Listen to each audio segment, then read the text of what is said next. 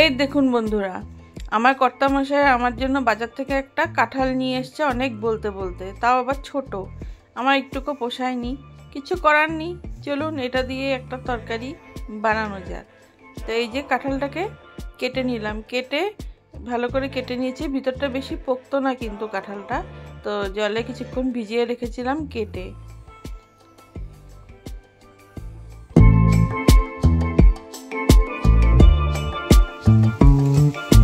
এবারে আলু ঠিক এই সাইজে করে কেটে নিয়েছি আমি। আলুটাকে লবণ হলুদ মেখে একটু তেলে ভেজে নেব, ভেজে এটাকে উঠিয়ে নেব আলুটাকে। আলু তো লাগবেই ইঁচড়ের তরকারিতে। এই যে আলু, আর এখানে একটা মশলা আমি রেডি করেছি, টমেটো আদা পেঁয়াজ রসুন, এই কয়টাকে আমি একদম পেস্ট বানিয়ে নিয়েছি। আর কয়টা রসুন অল্প অল্প রেখেছি, আর টমেটো আমি একটু গোটা গোটা, একটা টমেটো গোটা রেখেছি।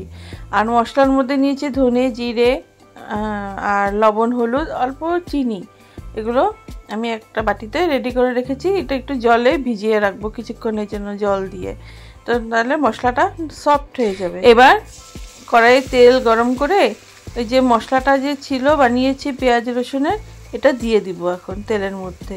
দিয়ে এটাকে ভালো করে নাড়বো, সাথে দুটো তেজপাতাও আমি এখানে দেব।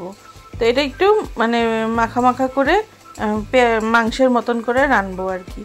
তো এইভাবে মশলাটাকে ভালো করে তেল ছাড়া অবধি এটাকে ভাজতে হবে। আমি ভেজে নিচ্ছি ভালো করে।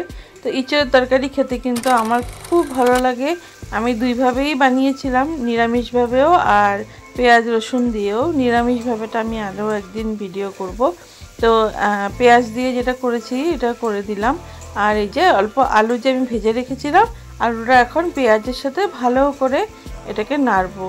এটা মশলার সাথে বেশ কিছুক্ষণ যদি আমি নাড়াচাড়া করি, তাহলে আলুটা কি হবে, সফটনেসটা বেড়ে যাবে। আপনারা চাইলে তেলে গরম মশলাও সোমবার দিতে পারেন, গোটা গরম মশলা জিরে এগুলো সোমবার দিতে পারেন, আমি দেইনি।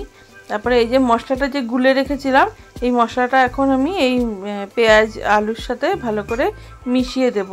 যতক্ষণ না এটা ভাজা ভাজা হয়, মশলাটা তেল ছেড়ে যায়, ততক্ষণ আমি এটাকে নাড়তে থাকবো। এরপরে এই যে কাঁঠালটাকে না আমি যে জলে ভিজিয়ে রেখেছিলাম, এটাকে মিডিয়াম আঁচে 3 সিটি মেরেছি সামান্য লবণ দিয়ে যে জলটাকে ছেঁকে নিয়েছি। ছেঁকে এই যে এখন এটার সাথে মিশিয়ে দিব। 3টে সিটি দিয়েছি, এর বেশি দেইনি। তো 3টে সিটি দেওয়াতে কাঁঠালটা বেশ সফট হয়ে গেছিলো। তো দেখুন তো কি ভালো লাগে খেতে। আর অনেকে আছে একটু মশলা বেশি খায়, মশলাটা আপনারা ইচ্ছা করলে একটু বেশিও দিতে পারেন। আমি মিডিয়াম মশলা দিয়ে করেছি, এমনি তাতেই অনেক স্বাদ হয়েছিল। আলু মশলা যখন আর আমি একবারে কষে আসবে, কিশমিশ ছিল আমি এগুলোকে দিয়ে দিলাম এই রান্নাটার সাথে। একবারে এটার সাথে আমি সাতলাবো মশলাটার সাথে কিশমিশটাকে। এরপরে দিব অল্প গরম মশলা দিয়ে দিলাম, দিয়ে এটাকে কিছুক্ষণ ফুটাবো। এরপরে কয়টা গোটা কাঁচা লঙ্কা দিলাম। ঝালটা যে যার ইচ্ছে মতো খাবে, যে যেরকম ঝাল পছন্দ করে। আমি খুব একটা ঝাল পছন্দ করি না।